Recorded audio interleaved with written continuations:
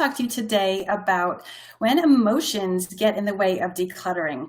I hear this a lot, especially with people who have a lot of clutter and they're really struggling to let it go. They kind of know that they need to let it go, but they just can't do it. All right. And I have some ideas about why this is happening and maybe some things that might be helpful. All right. So recently I watched a couple episodes of Hoarders, and I had never watched this show before because I kind of thought, oh, this is just preying on innocent people who have problems, and I don't want to, it sounded kind of trashy, right? Like I didn't want to go there, but I thought, well, maybe there's something to learn here. So I found some old episodes on YouTube, and so I watched a couple episodes of Hoarders, and I was so amazed and impressed, and it was really awesome. I totally enjoyed what was going on. Now, obviously, they do kind of sensationalize, and during the show, they show you these awful pictures. People have stuff up to the ceiling, and it's really awful. It's a really, really terrible thing for these people, and I give them a ton of credit because they are going on TV and showing people, kind of opening their homes, which is really hard to do. But what I loved about this show was it was not judgmental. I thought that was so fantastic. They didn't go in there and make these people feel terrible. So they went in there with a mission to help. And, if you watch the commercials, it's very sensationalized, but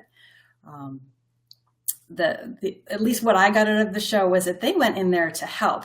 And I learned a few really interesting things from the couple episodes that I watched. The one episode that I watched, there was a woman, and I think she had been fairly neat and organized throughout most of her life. She had 2 kids and she was married. And then when the second kid went off to college and she was left with an empty nest, she started to collect things, right? And she started to fill up the one child's room with things, and it kind of progressed from there. And it was just more and more, and she just couldn't stop. And what turned out when she finally managed to open up and realize that, this is preventing me from interacting with my family, and I can't have people over, and my husband is so frustrated. What happened was that she told the story of how when she was growing up, they had moved, 10, 15 times because they were a military family. And it was really hard for her to do this moving, right? Because every time she'd have to pick up and start with new friends and new school and things like that. And so she started to collect things because she didn't have people that were supporting her and in a relationship, and being friends and just have that support structure. And then this is so awful, but at one point her father was so angry with her hoarding tendency when she was a kid that he made her hand him her possessions, and he burned like all of her stuff. Just absolutely awful, atrocious. And she had never told this story to her family. Her husband didn't even know that. So, you can imagine how emotional that was and how hurtful and devastating it was. So that when her own kids left for college, she kind of reverted back, and, again, she was missing her family. And so she started to hoard, and it was kind of a repeat. But when she opened up about that and her family understood why it was that she felt like she had to hold on to these things, she was able to let it go. And it was so cool. And with help, she cleared out her entire house. It was just amazing. Like her kitchen, you couldn't even walk in her kitchen initially. And at the end of the show, they showed how it was just, it was so much better. And she was so happy. But I think no amount of rationalizing and logic and organizing would have helped if she hadn't addressed that issue of what had happened during her childhood and how hurt she was by that, and if she hadn't been able to work through that. So I thought that was so huge. And again, they just really did such a great job of helping her uncover that and work through it and move on. So that was the first story that I had seen on the show. And then the second one was a woman who had lost her fiance in a tragic car accident, just terrible car accident. And she inherited his house, and it was full of things that belonged to him. And then she was, I think it was like 6 or 7 years later, she had been living in his house ever since then and just piled up with things. And she had 2 little kids, and she just couldn't figure out, how do I get a hold on this? I can't let any of his stuff go, and I'm just adding to it. And everything had a meaning to her, like some kind of a toy that her son maybe got for Christmas. She just couldn't let it go, or a Christmas decoration. And so again, they went in and they helped her to see that she had never really grieved the loss of her fiance. It was like this sudden, tragic loss. And, she had never gone over it. And so she was stuck, right? She couldn't let go of any of his things. And she kept adding more because she was overwhelmed and she just didn't know how to handle it. So she managed to realize, okay, I need to deal with this issue. This loss was huge and significant, and I need to process that and grieve properly, and then I can move on. And I know that my fiance wouldn't have wanted me to live this way. He wouldn't have wanted me to keep all his things and suffer under that burden. So it was such a huge revelation for her. And again, she was so happy when at the end, when she managed to clean up and she made a bedroom for her little boy. And it was so wonderful. So I just love how they managed to work through these issues with these people, and there's no judgment, right? These people had problems and they wish they could have done something about it.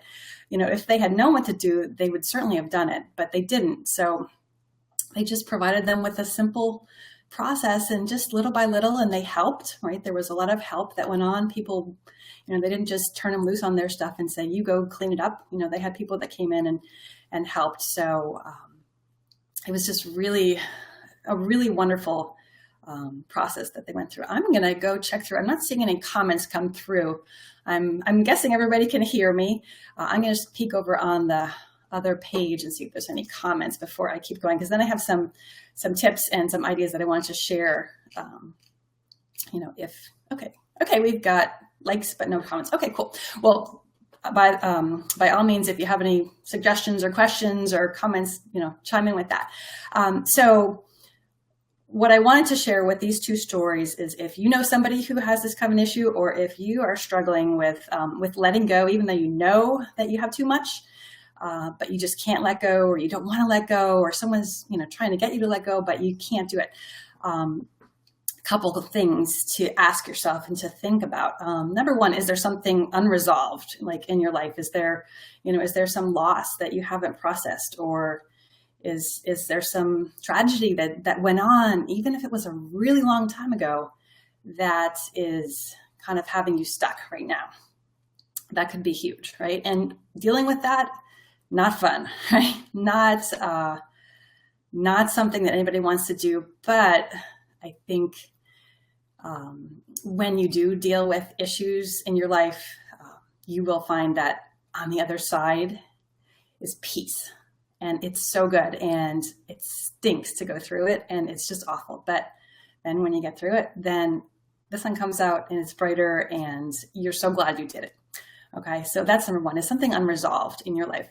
The second thing to ask would be, are you just not ready to let go of something? Like, do you have something from a previous time in your life that you're just not ready to let go of yet?